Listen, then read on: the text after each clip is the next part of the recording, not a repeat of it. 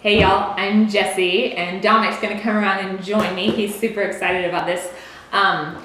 We are in the midst of the coronavirus isolation, social distancing, and our kids are home. And with all of this, I was thinking, how can we continue to help and serve and support those? What we can do is give you great ways to strengthen your body's natural immune system and support your body to better combat anything that's going on. And this isn't just related to coronavirus, like this is stuff for all the time. So I've got a list here. I am not known for being succinct, but I'm gonna try. And what I wanna do right now is just give you lots of things that you can start implementing right now to better help your body to combat anything that comes at it. So talking about immunity, the number one issue is food. You've got to feed your body the proper nutrients. So here are some really quick ways to super help your body with food. Number one is cut out sugar.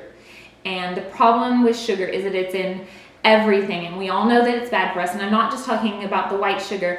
Start looking at your labels, anything from tapioca syrup, cane syrup, brown rice syrup, corn syrup. Yeah, we're specifically talking about added sugars. Yeah. And I walked into my chiropractor's office the other day to get my monthly adjustment. There's a big sign, about coronavirus and what can you do. And the number one thing on there says the same thing. Cut sugars. Cut sugar. Yeah. That has been studied over and over again about how sugar suppresses the immune system. Yeah. So, and does a ton of other damage too. Yeah, so just trust us on this one. Yeah. The medical community by and large, has aligned on this. Figure out ways to remove added sugars from your diet. Yeah. Increase your clean animal proteins. So get grass-fed, pasture-raised, all of that. Support your local farmers if you can. So eat your good proteins. You don't need to eat a 20-ounce steak, so get smaller portions. Also, if they're clean animals, then you can eat the fat. Increase your healthy fats and get rid of the unhealthy fats. And the unhealthy fats would be the vegetable oils and the hydrogenated oils. So think canola oil, vegetable oil, soybean oil. Those have to go. And look on the labels, because those are in a lot of the things on the labels. Go instead for your animal fats, avocado fats, coconut oil, just good olive oil, obviously to cook with as well as eating. Increase your vegetable intake and try and get as many raw as you can, and pretty much eat the rainbow. Stay away from the white potatoes and stuff. Those are starches anyway, they're not vegetables. And especially increase your leafy greens and your green vegetables. Yeah, they have a ton of calcium in them. And calcium and zinc are probably like the two most important micronutrients that support your immune system. So whether that's through food or even considering supplementation, calcium and zinc go a long way to bolstering your immune system. So those dark leafy greens, your cruciferous vegetables like broccoli, cabbage, Brussels sprouts, go for kale, chard, cabbage, work them all in. Lower your fruit intake, and of the fruits that you do eat, go for the vitamin C high fruits. So obviously your citrus, but kiwi is really high in vitamin C, and your berries, which are high antioxidant. Get organic as often as you can. Electrolytes usually are important, so that's sodium and potassium. Yeah. So Jessie does a banana tea. You actually, the peel of the banana has a lot of potassium, so you extract that, use a tea. That's a great way to get potassium. And then just sodium, just salt your food. That's actually one of my notes here is use sea salt. Our bodies tend to be very mineral deficient. I'm listening to a book, the Salt Fix. If you're interested, listen to it. But it's like our bodies are amazing at getting rid of excess sodium. So don't freak out about that too much. Our bodies have a really hard time when we restrict salt, and it has to be really efficient in recycling all that sodium. Our kidneys are overworked and all that. So do your body a favor and just listen to your taste. Listen to your taste. When you crave something salty, satisfy it. It's going to help with that electrolyte balance in your body. Bone broth. So bone broth is actually just bones. Stock is adding all the vegetables, which I do stock. And I've got the chicken stock recipe here on the YouTube. But bone broth is one of the best things you can do for your body's immune system, for your gut health, for your skin, hair, and nails, for your joints and ligaments. We do a lot of soups, or I'll just drink it daily if I haven't had any. Yeah. So we can help you start making lots of that, because I have not yet found, there's not a store one. Like, don't go get the boxed stuff. That has a ton of other additives. You're starting to see some options at stores, like in some frozen ones of stock, but it's kind of expensive. Yeah. And all what we just said is so dependent on your gut, because those microbes make a lot of these things. They break down things so our body can use them. So just to get the nutrient availability from your food, you need good gut health. Gut health is key, and this is not just now, but this is anytime for anything that you're dealing with. You need strong gut flora, strong gut microbiome, and we've had to do a lot to recover ours from the damage, and we'll talk some more about that damage. But one of the key to those is, this is going to be harder to implement right now. We can talk more about ways to easily do this, but get fermented foods. So kombucha is a really easy one. Get raw sauerkraut if you find it, raw kimchi. Again, look at the ingredients, because sometimes they add stuff in there that we don't want. Hydration. Water. Drink water. Try coconut water sometime to, again, replace those electrolytes. Flavor your waters with essential oils.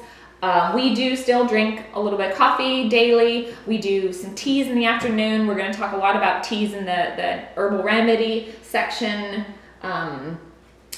Everybody knows all the things about what to decrease and what to increase. Get rid of the sodas. That also falls in the sugar category too. And I think a general overarching principle is buy ingredients. Don't buy packaged food. So even like those frozen potatoes, if you go look at those aren't just potatoes. They have a ton of other additives in there that is terrible for your body. It's like really doing damage. If you must buy frozen vegetables, look for ones that are just the vegetables. But basically get ingredients as close to God made them as possible, and then prepare them at home. Simply, a lot of oil, salt, and vinegar will get you a long way. You can supplement with vitamin D. Vitamin D is a phenomenal immune system vitamin, but your best bet is just get outside. 10 minutes a day of sunshine is really what you need for your body to synthesize and activate the vitamin D for use. And actually, in kind of the middle of the day, like go out in those peak hours, just for a little bit. You don't need to be out much, or go out throughout the day, like frequently. Greet the sun. Early in the day, get out a little bit. That's unblocked. Like, don't be rubbing stuff on your skin and going outside. Just go get 10 minutes of time. And that's why, colds, flus, things like that circulate in winter. We're inside so much more. We're not getting the vitamin D. Or it's a day like today where it's all drizzly, rainy. But when you can, get out. Everybody knows how important exercise is. I'm not going to tell you to exercise. What I am going to tell you is find something you love to do and do it. And part of that plays into sleep as well. Dominic sleeps better when he exercises, but sleep is huge for your stress level, for your body's immune response. It's really important for your recovery, because that's when your body rebuilds everything. Essential oils really will help in encouraging healthy sleep routine, your evening routine, and getting into those, those deeper layers of sleep. Reduce your toxic load, and I am talking about not just the stuff in the food, but a lot of those things that are in the food are toxic to our bodies, like really doing damage. But in particular, the chemical cleaners. Now, I can't control everything, but we can control what is in our home. So we have gotten rid of all the chemical cleaners, and while you're home right now dealing with the coronavirus, and this is a great time to go do some DIY stuff. Really quickly, Dominic, tell us about this chemical stress and why that this is such a big deal. Your body deals in priorities, and so if your body's always going to work on what it needs to work on the most. And so the more you can do to reduce stress, whether that's emotional, physical, chemical stress, the better your body is going to be able to deal with maybe some of those underlying issues. I think what you're asking specifically about, though, is just the effectiveness of these DIY cleaners and things. They're great. When you make vinegar, water, essential oil, it's a phenomenal cleaner. So with all these alcohol and different base hand sanitizers that are 99.99% effective at removing germs, bacteria or viruses, I'm sorry to say, they exist in the billions. That's 10 to the 9th. So when you eradicate 99.99, it sounds good, but you're going from a billion to 10 million. So there's still a lot there. There's still a lot that can do it. So you're better off, rather than just trying to nuke everything, to just get your defenses and your barriers as healthy and as strong as possible to deal with whatever comes your way, because our bodies are amazing and they're so good at dealing with this stuff. Essential oils are selective. They don't just kill everything. They help kill the bad stuff and strengthen the good stuff. We need our good bacteria. We need strong cells to fight the bad things. I mean, there are pathogens that exist in your gut right now, but because of the balance of your gut flora, your good bacteria keeps your bad bacteria in check. It's the same thing on your skin and anywhere else. And so you get these flare-ups, and you just have to, I think the last thing we're going to talk about is you have to work with your body to restore that homeostasis, that place of wellness and well-being. Talking about that, basically your body, we've got to get this into our heads, your body is incredibly intelligent and capable, and it can handle a lot if it's able to. So when it's under attack in any form, and I'm talking like a bite to a serious infection or whatever, your body mounts an immune response.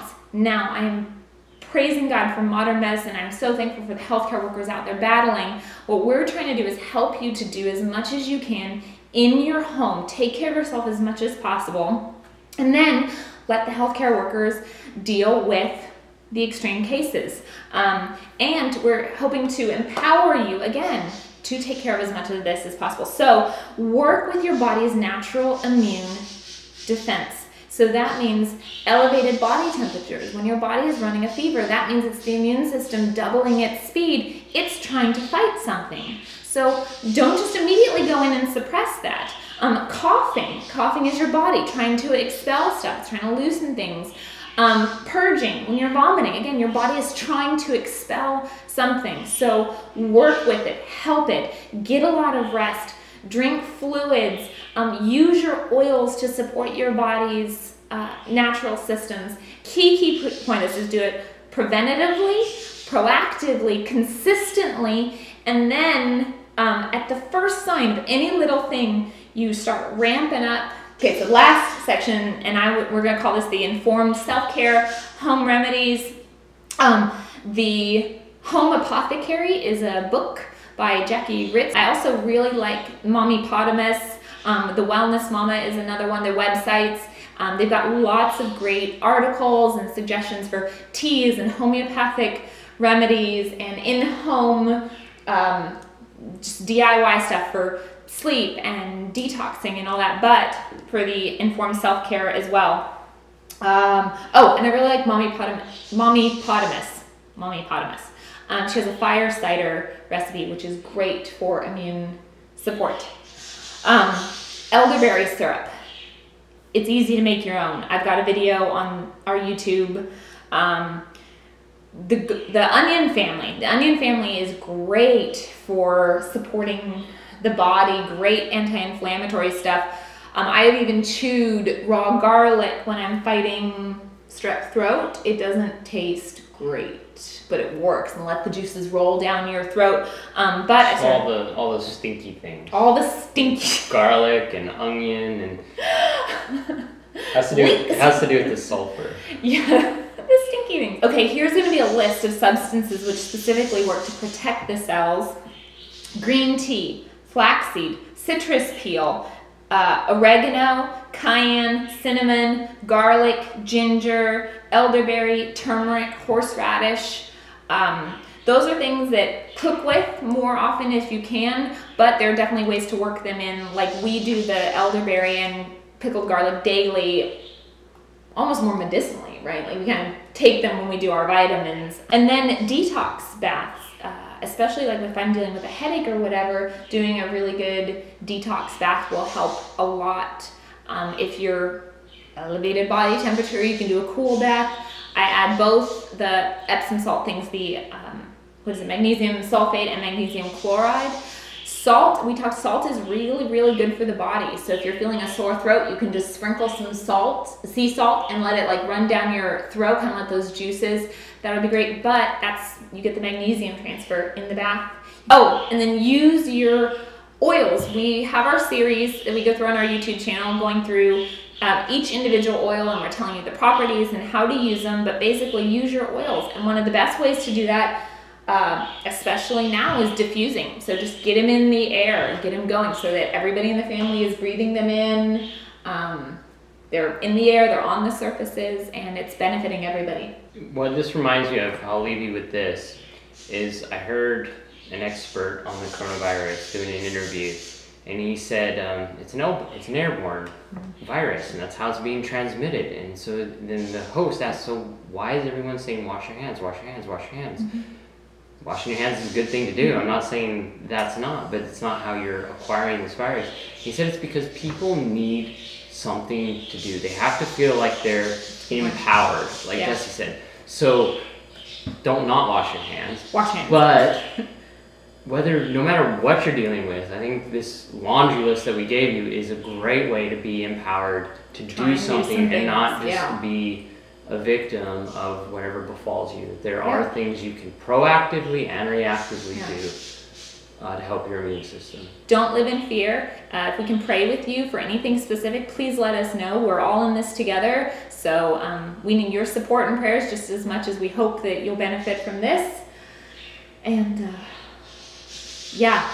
hopefully we'll keep trying to support and bless you in the ways that we know how. So thanks, and have fun with your kids. Get your kids involved in some of this DIY stuff if they're all home from school, and use it as a chance to go do some clean out stuff of your house and look for better options. So thank you so much.